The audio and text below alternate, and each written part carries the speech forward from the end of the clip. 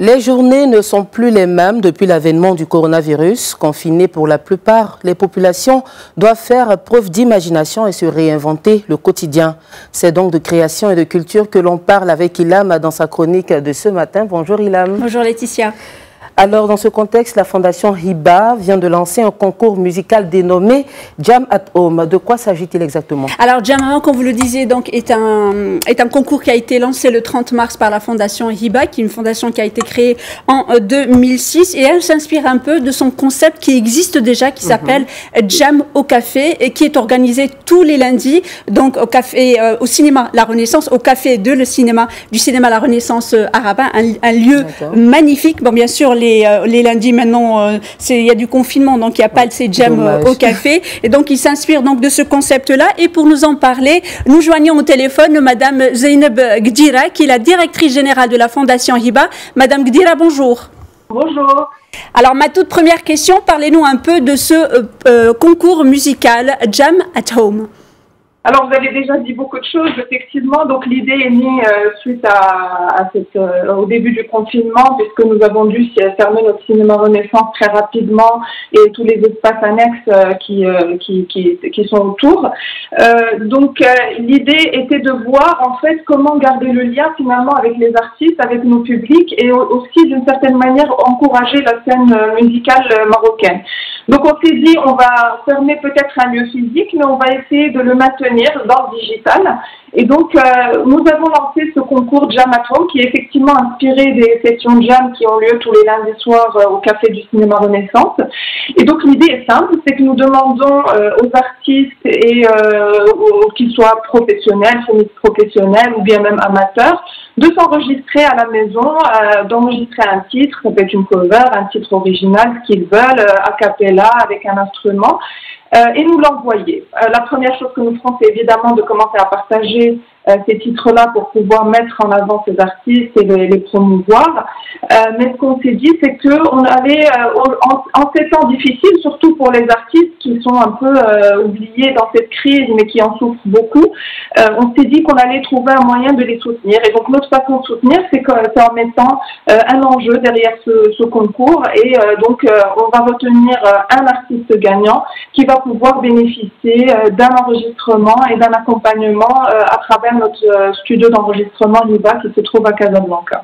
Alors, c'est d'ailleurs un magnifique lieu, on le voit en image, donc le site La Renaissance est magnifique. Et vous, comme vous le disiez, donc il y a donc ces Jam Café. Avant de vous poser ma deuxième question, je vous propose d'écouter un extrait d'un des groupes qui est passé justement par le Jam Café et ça s'appelle Valavind. On regarde un extrait.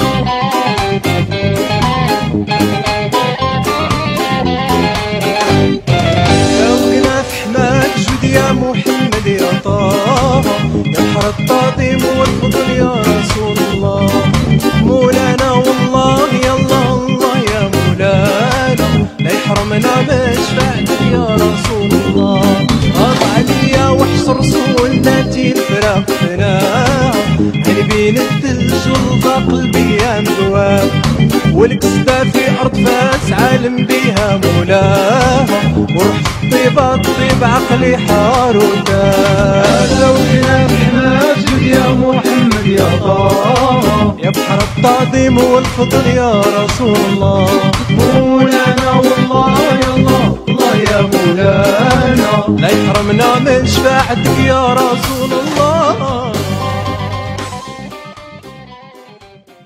Alors, Madame Gdira, le concours, la date limite du concours est le 15 mai. Est-ce que vous avez commencé par recevoir des propositions de jeunes artistes? Ah oui, bien sûr. De toute façon, les artistes, ils ont l'habitude avec nous. Donc, dès qu'on a lancé le concours, on a commencé à recevoir les premières candidatures. Aujourd'hui, on doit être autour d'une vingtaine, mais je pense qu'on en recevra beaucoup plus. On a un programme similaire qui s'appelle Libarec, qui est aussi un programme tremplin d'artistes plutôt professionnels. Et à chaque fois, on reçoit entre 100 et 200 candidatures très facilement. Donc, je pense qu'on en recevra pas mal. Alors, une toute dernière question, Madame Zeyneb Gdira. Donc, je rappelle que vous êtes la directrice générale de la Fondation Hiba.